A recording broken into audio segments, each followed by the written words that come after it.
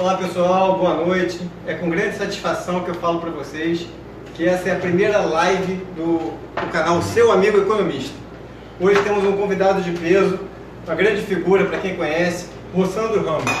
Ele é um participante muito ativo da página, com muitos comentários com muita qualidade técnica e muita emoção também. Então hoje a gente tem um tema muito já decidido. Crescimento econômico é fundamental para o desenvolvimento? Vamos ouvir o meu ponto de vista, o ponto de vista do Rossandro. De partida, eu vou pedir que ele se apresente. Rossandro, dá um alô para o pessoal. Você, afinal, não é economista, né? Fala um pouco da sua formação. Boa noite. É um prazer ter aceito o convite do amigo Álvaro Reis, vulgo A Reis. Para mim, um dos mais eminentes símbolos dessa tendência nova de um Brasil que está com dificuldade de se reencontrar, que é o proto-burro-liberalismo, e aceitei o desafio desse debate, mesmo não compreendendo em sua essência esta pergunta, né, que para mim já sinaliza fortemente o seu caráter de liberalismo doutrinário, mas na minha concepção, uma vez que não sou economista, eu disponho de liberdade poética, como se fala, né? Liberdade poética, Dodoro? Liberdade poética, para poder falar um pouco sobre economia. Minha formação básica é engenharia e espero que possamos gerar um debate produtivo que vocês possam acompanhar e enviar perguntas. O Rossandro é uma grande figura, ele tem muita experiência, ele é um não economista, mas com mestrado em economia e muito habilidoso com a matemática. Por mais que tenha uma visão mais social e, quiçá, socialista do mundo, ele é muito habilidoso e sabe deduzir fórmulas como ninguém, por exemplo. E assim, é claro que a pauta ele conhecia antes, ele estava de acordo, só que tem a parte da introdução folclórica, enfim.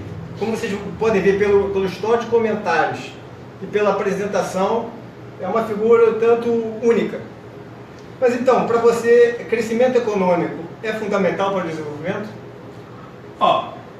Não podemos ser ingênuos, né? Não estamos mais na tenra idade, né? E é inegável, né, compreender que o crescimento econômico é uma condição necessária para se atingir o desenvolvimento. Mas é bom lembrar que essa visão é uma visão moderna, né? Uma visão recente que vem do pós-guerra, do segundo pós-guerra para cá, né? Quando viu-se que os ideais liberais estavam em franca decadência, né? E aí eu me pergunto, qual a razão de fundamentar uma pergunta desta, né, se não é na perspectiva de retornar ao antigo ideal liberal, né? Quer dizer, se esse debate é colocado, primeira questão, que desenvolvimento é esse que se fala? Desenvolvimento econômico? Não sei, para mim desenvolvimento é uma dimensão muito maior. Se nós ficamos na percepção do desenvolvimento econômico, do país, de nação, para o mundo, então essa questão é importante. O Rossandro também é professor, então ele tem uma retórica bastante apurada. Ao longo dessa transmissão, provavelmente vocês vão ver uma série de citações bibliográficas muito vastas. Ele tem realmente uma cultura geral e específica de economia muito grande. E com o vício de um professor, ele vai citar coisas complexas, vai citar teorias, talvez fórmulas, vai citar uma série de autores aí, alguns conhecidos, outros nem tanto. Então, assim, do meu ponto de vista, vamos começar, o nosso objetivo é falar para um público geral. Então, eu acho que crescimento econômico, sim, é muito importante para o desenvolvimento. É claro que ele não é a única coisa, você não pode pensar crescimento a qualquer custo, você não pode pensar como se a economia cresceu, todos os problemas estão resolvidos. Seria muita ingenuidade achar isso. Mas ao longo da história, crescimento econômico foi o que tirou as pessoas da pobreza.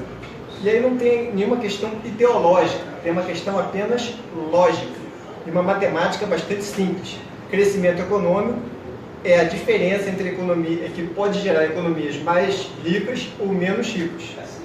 Não é suficiente, existe uma série de outras coisas associadas, mas sim, é muito importante. No momento que você fala, né, que crescimento econômico tira pessoas da condição de miséria, é inegável que se em algum país, nenhum país está eternamente condenado a ser pobre. A história mostra isso. Exemplo mais claro e recente é a Coreia. Qual? Né? A Coreia, Qual? Você sabe qual é a Coreia? Não é a Coreia que você aprecia, né? A Coreia do Norte. Né? Não é esta, com certeza. Não é essa Coreia que você aprecia. Né? A gente fala da Coreia do Sul. Né? Nos anos 60, os indicadores socioeconômicos da Coreia eram similares ao do Brasil. Né? Eram, inclusive, inferior, né, ao da Argentina no início do século passado, do século XX. E a Coreia assistiu um desenvolvimento fantástico. Então isso mostra que os países não estão condenados a viver eternamente na pobreza. A teoria explica isso. Agora, é importante colocar, se você faz crescimento econômico, tira pessoas da condição de miséria, eu não consigo compreender que isso, por si só, seja exitoso. Porque certamente outro contingente significativo de pessoas, de nações, foram colocadas em condições de miséria. Um crescimento que se faz à custa de um sofrimento humano que é muito terno. Olha, o exemplo das Coreias que você falou é excelente para os meus argumentos, é horrível para os seus. Porque você tem uma Coreia do Sul desenvolvida, com pessoas que atualmente têm até uma estatura mais alta, e por outro lado você tem uma Coreia do Norte absolutamente pobre, miserável, na mão de um ditador sanguinário que mata o tio com arma para bater avião. Enfim, mas aí a gente entra na questão política da coisa, focando apenas no econômico da história. A Coreia é um grande exemplo de desenvolvimento econômico, sim, em condições muito favoráveis, desenvolvimento a convite, com todo o suporte ocidental, etc, etc. Por mais que eles tenham tido muito mérito, e aí eu não vou nem falar de meritocracia, que aí senão vai ser outra live diferente, aí vai angustiar muita gente. Eles tiveram realmente méritos próprios, mas eles tiveram uma condição de contorno muito, muito favorável que permitisse o desenvolvimento. Então, se você comparar as duas Coreias, uma com crescimento econômico bastante robusto, a outra estagnada, limitada, cheia de problemas, cheia de carências, a gente vê que realmente o crescimento econômico de uma mostrou como uma pode se desenvolver muito mais do que a outra. Ó, se você fala da Coreia, a Coreia é um tipo de crescimento, né, que foi caracterizado, como nós podemos chamar, de um autoritarismo instrumental, onde foi forte a presença do Estado. Você não pode ignorar, são os liberais engraçados, né, que metem pau no Estado, mas se fazem de Estado. A Coreia é um exemplo disso, a Coreia do Sul. Né? É aquilo que nós chamamos de um autoritarismo instrumental, onde o Estado, naquele momento da economia e da história da Coreia do Sul, estava muito mais preparado para dirigir, para ser o drive de crescimento econômico da Coreia do que a sua sociedade. Olha, autoritário eu não diria, autoritário eu diria simplesmente na Coreia do Norte. O termo que se usa, na verdade, para a Coreia do Sul é desenvolvimento a convite. Então, realmente, tem uma estrutura, o Estado lá tem uma participação bastante importante. Lá tem os chamados chaebols, não sei se a pronúncia está correta. Chaebols, enfim. E que assim, são grandes estruturas, grandes conglomerados empresariais que abrigam de forma transversal vários tipos de empresa. E aí, enfim, isso permitiu que empresas coreanas se desenvolvessem muito no mundo. E quando eu falo crescimento econômico é importante, o que eu quero dizer com isso? Quer dizer expansão do PIB. PIB é aquele que está sempre lá entre parênteses, produto interno bruto. O que é isso? É a soma de todas as riquezas produzidas no país durante um determinado período, normalmente medida em um ano, a medida mais tradicional. Quando o PIB aumenta, significa que aumenta a riqueza das pessoas, a riqueza do país, o conjunto de bens e serviços produzidos é maior. É claro que existem vários problemas, distribuição de renda, etc. Você ter um conjunto de renda maior para o país não significa necessariamente maior qualidade de vida para todo mundo. Sim, tem vários problemas, mas a chance de você conseguir ter um país mais desenvolvido com crescimento é muito maior. Ó, vou pegar um pouco mais da Coreia, né? Quando você fala do chaebols, tem que ser um debate intelectualmente honesto. Não dá para se falar do chaebols escondendo o papel do Estado. O Estado coreano, você falou conglomerado, onde empresas, como se fosse simplesmente uma atividade de mercado orientado por uma mão invisível que levou a economia coreana àquela condição de ter feito catch-up. Tá gravado ali, camarada. Depois te volta. Pode ver que a palavra é minha, eu respeitei sua palavra. O Estado coreano tem um papel fundamental, isso aí sem dúvida. Então, é o Estado. Então, isso que nós chamamos de quê? De autoritarismo instrumental. Quando a mão divina do mercado conduz, tá? É o que se chama de liberalismo doutrinário. É aquilo que se faz acreditar que o mercado por si só é o doutor, né? É o doutor na alocação eficiente de recursos. Não se nega, a Coreia é um exemplo importante, tá? Tem as suas especificidades, né? Se você estuda nos anos 60 a Coreia, antes dos anos 60, logo pós-guerra, tem uma escassez de democracia, é bom lembrar disso, né? Então cuidado, ali havia uma escassez de democracia, e nós sabemos que um dos elementos importantes, né, para que houvesse esse crescimento econômico, né, foi isso que o pessoal chamou de ausência de democracia. Naquele instante ali... A gente está falando da China. Não, a Coreia até de Li. Os países cresceram com ausência de democracia. Por isso tem um Estado forte, como o Brasil. Você acha que eles cresceram por causa da ausência de democracia ou apesar da ausência de democracia? Não, tinha um Estado forte orientando o crescimento. Se você pega o Estado Novo brasileiro, o que foi o Estado Novo brasileiro? 37, 45. O que nós experimentamos ali? Uma base de uma indústria se formando ali, bens de capital. Sim. O que se tinha ali? Abundância democrática? Não. Não, claro que não. O que tinha ali? Tinha uma ditadura. Uma ausência de? Democracia. Democracia. Ausência de democracia, certo? No período militar, o barulho então, a história mostra, né? E aí eu não estou justificando, né? A história mostra que o Japão cresceu muito depois no período democrático. Mas o Japão houve uma mudança no sistema produtivo. Sai de uma lógica terrorista fordista, onde você tem o colapso do Estado keynesiano. O Estado keynesiano não mais responde às dinâmicas de crescimento. O Estado perde a capacidade de financiar os investimentos necessários, né? Vem uma onda nos anos 80, que é o famoso consenso de Washington, tá? Que traz as 10 teses, decálogo do consenso de Washington, né? Impõe ali uma visão neoliberal, da qual você compartilha fortemente, do respeito. Deixa eu só fazer um parênteses sobre isso, porque muita gente me pergunta, afinal, se eu sou de direita, eu sou de esquerda. O pessoal me pergunta que eu tenho muita satisfação em responder, porque para mim não é nem um pouco importante. E os meus amigos de direita me consideram de esquerda. Os meus amigos de esquerda me consideram de direita. Então, você é perigoso, é identidade, né? Não, é para os outros. Isso é perigoso. Eu tenho um amigo que olha e me vejo assim, olha, pessoa é muito complexo, né? É complicado. Rapaz, eu sou economista, eu acredito na teoria econômica.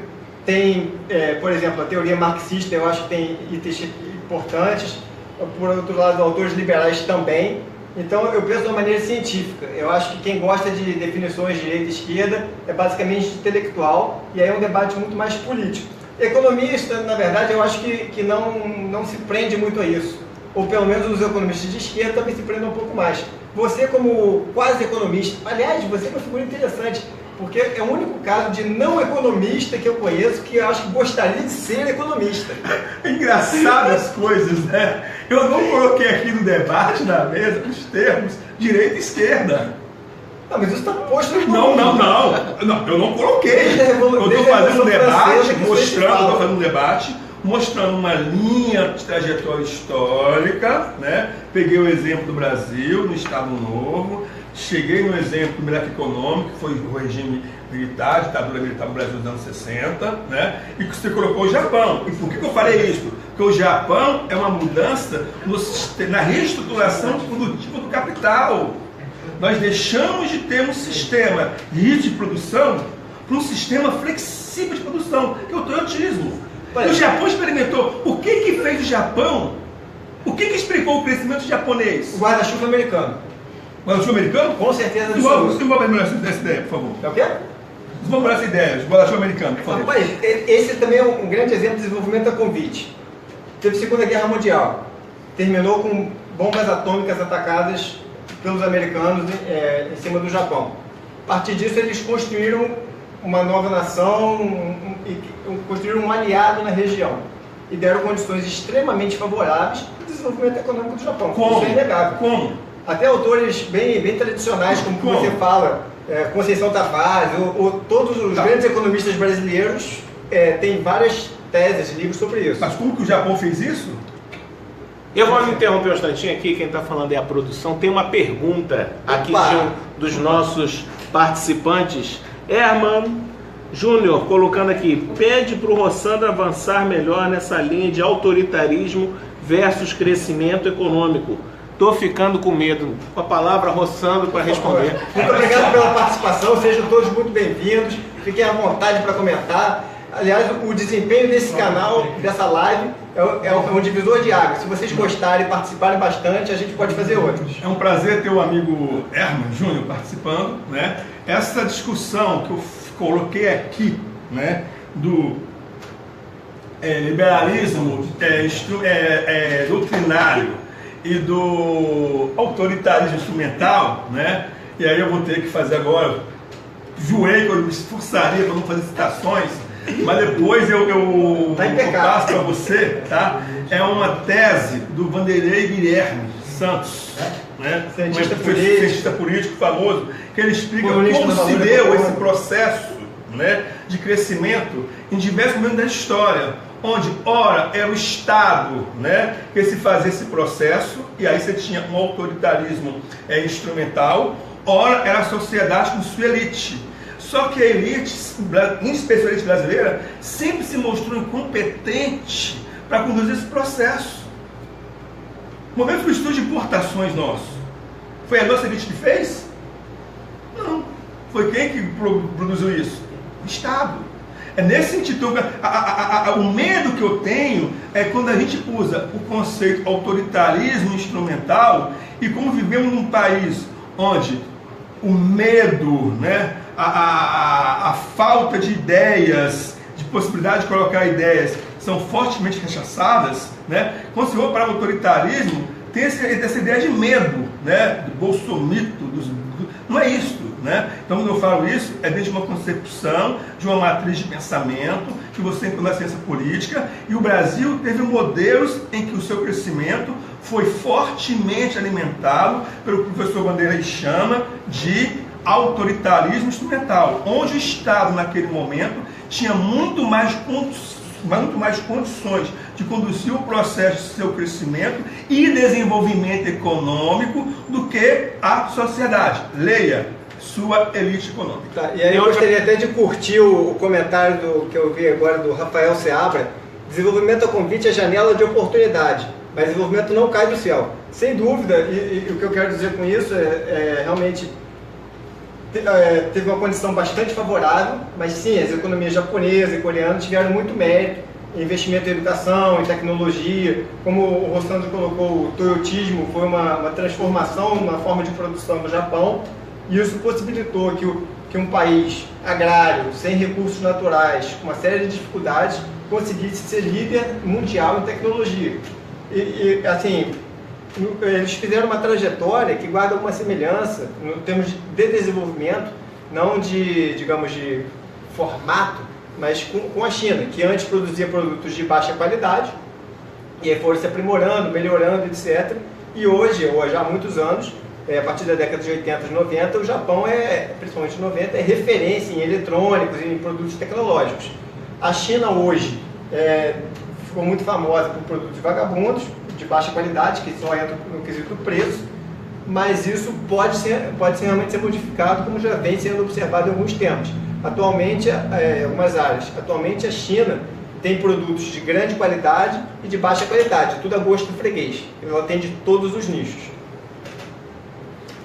Então, voltando ao Japão aqui, para poder fechar esse meu pensamento, né? É importante colocar, né, como o Rafael coloca, o crescimento econômico é fundamental. Desenvolvimento não cai do céu. O que mostrou a economia japonesa ter esse forte desempenho não foi questões de natureza econômica, não foi suas variáveis macroeconômicas, né? Quando o Ocidente conheceu uma revolução que aconteceu no Japão, lá nos anos 50, quando Deng foi para lá implantar o controle estatístico de qualidade, né? Quando foi implantar uma filosofia de gestão de produção, totalmente diferente, né, do terrorismo, quando o engenheiro Ono, né, que era o homem de confiança do Toyota, que era o presidente da Toyota, né, desenvolve esse processo, o que vamos ter ali são inovações organizacionais. É uma inovação radical nos anos 80, quando o Ocidente toma conhecimento de que no Japão está havendo uma revolução no chão de fábrica. É uma máquina que mudou o mundo. Então, por isso que eu falo, a economia, e aí eu acho que os neoliberais, esses próprios liberais, querem explicar a questão do desenvolvimento simplesmente pela perspectiva econômica. É aquilo que eu vou, né, é aquilo que nós chamávamos de sociologia enlatada. Né? É pegar conhecimento. Foco na economia. Ou então, se quiser, economia enlatada. O próprio Chico de Oliveira, lá nos anos 70, já fala dos papagaios. Agora uma palavra. Sim, eu vou ceder. Você está com toda a palavra do vou ceder. Então é importante que na economia, tá, a gente tenha a humildade de compreender que ela é um instrumental importante, importante sim para buscar compreender o mundo, mas sozinha ela não explica o mundo. A economia não quer explicar o mundo, ela só quer explicar a economia. Eu acho que não explica o mundo. Não é, eu acho que nem tem essa pretensão. Assim, ela tem uma delimitação que é um pouco fluida, se confunde em alguns momentos com ciência política, com outras ciências sociais. Tem alguns que gostariam de ter uma pretensão de ciência dura, de tipo física, mas do meu ponto de vista nunca vai ser. Tem uma outra pergunta aí? Enfim, mas é importante colocar que a economia, se ela explicar em parte, pelo menos a economia, já fez um grande papel. Produção, fica à vontade para colocar perguntas aí. Tem uma plateia ali assistindo, alguma pergunta a plateia quer fazer? A pergunta é bastante... Considerando as diferenças culturais entre o Brasil e os exemplos citados, Japão e Coreia, se vocês acham que o Brasil tem outras referências, ou se ele tem que... se as referências do Brasil são A, geográficas, B, culturais, sua origem, C, hegemônicas, ou D, ou nenhuma referência, ou seja, criar seu próprio modelo. Se o Brasil teria um exemplo a seguir, seria mais ou menos isso. Eu acho que essa questão de exemplos é muito complicado, porque realmente, como a gente foi colocado, eu acho que Coreia e Japão tiveram oportunidades muito específicas, que realmente eu espero que o Brasil não tenha essas oportunidades, que seria uma tragédia de uma guerra, coisas semelhantes. E o Brasil tem características muito particulares também, porque é um país muito grande, com uma população muito grande.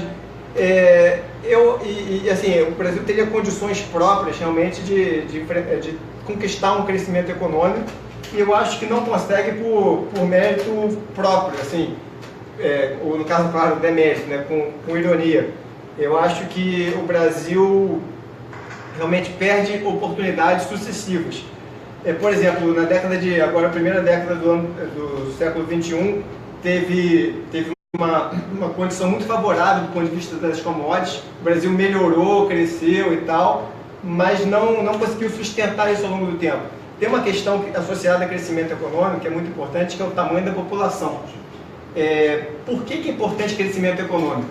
Porque a população cresce, então para você diminuir a pobreza, para você melhorar a vida das pessoas, é importante você ter, vou usar aquela expressão que você não pode ficar um pouco nervoso, aumentar o bolo.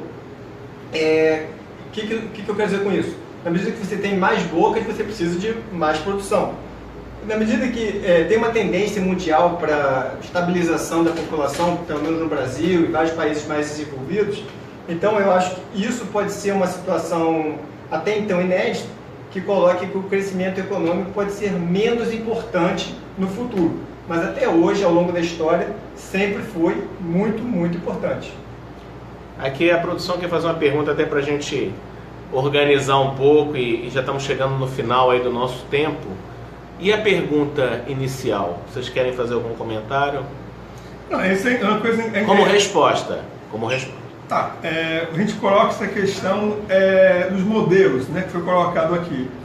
Quando a gente fala do enlatamento das ideias, isso é importante considerar, né? A especificidade do país, qual é o nosso taxa de escolaridade da nossa população média hoje?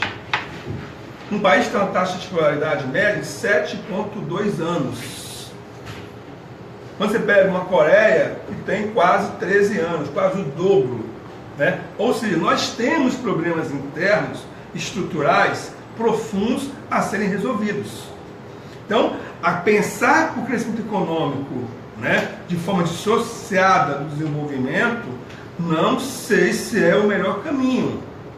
Mas de forma alguma seria o melhor caminho. Tá? Não seria o melhor caminho. Tá? Nós temos que pensar, eu volto a falar, a questão dessa visão de que a nossa elite é capaz de conduzir, quando eu falei elite, eu falei elite classe dominante, tá? É possível ela conduzir o nosso processo de crescimento e aí atingir o desenvolvimento. Eu não confio nessa capacidade. Eu não confio nas nossas elites. A história está cheia de exemplos que mostram isso. O modelo de substituição de importações foi isso, o milagre econômico foi isso, os últimos anos, né, das campeãs, a gente pode até depois fazer um outro debate sobre isso, mostra que por trás disso quem esteve? Um Estado ativo. A questão que você tem que pensar é esse Estado e suas instituições. Que instituições são estas? A gente quer instituições inclusivas ou a gente quer instituições exploratórias?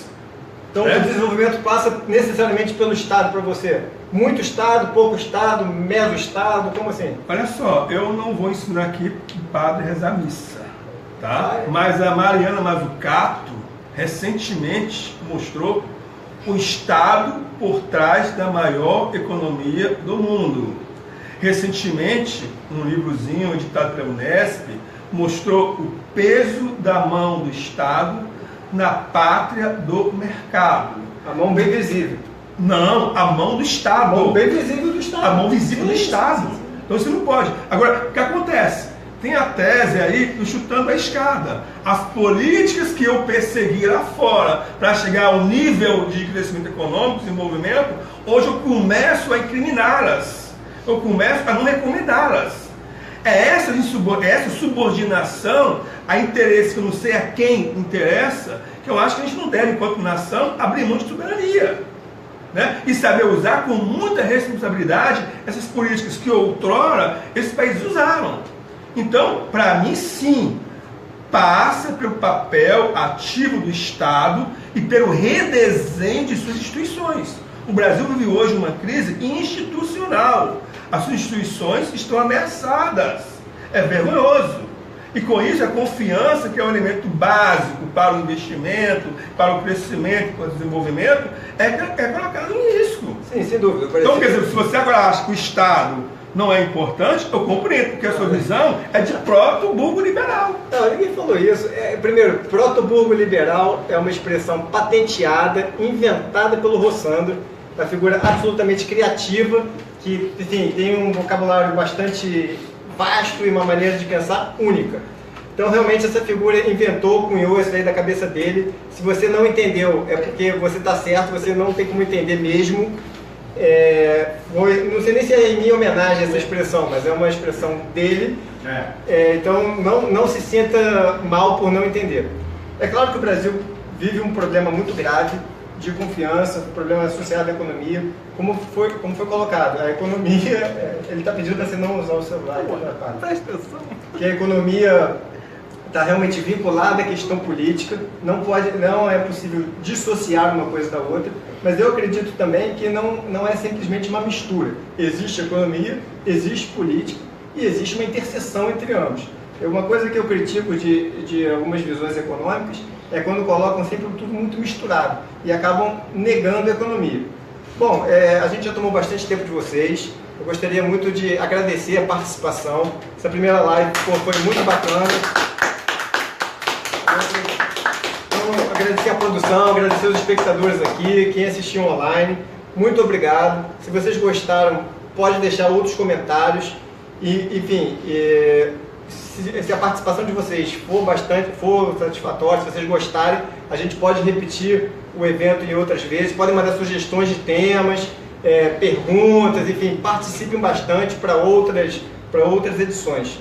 Muito obrigado. Rossandro, manda um abraço, pessoal. Bom, queria agradecer mais uma vez a participação de vocês, que de alguma forma cederam um tempo precioso para que pudesse conviver esse momento. Eu acho que as ideias são importantes. A gente vive um país hoje em que expor ideias leva as pessoas a terem medo, né? Isso é importante. Eu acho que a gente tem que dinamizar essa pluralidade de ideias. O mundo não é isomórfico, o mundo não tem uma dimensão única, ele requer pensamentos diversos. Então, mais uma vez, muito obrigado. E, mais uma vez, espero que nós possamos produzir crescimento econômico, produzir desenvolvimento econômico, mas tem que ter por trás, na minha concepção, um Estado que conduz esse processo, com instituições extremamente preparadas para esse processo. E as instituições, uma vez preparadas, é capaz sim de orientar o condicionamento da nossa elite. Valeu, gente. Muito obrigado. Até a próxima. Um abração.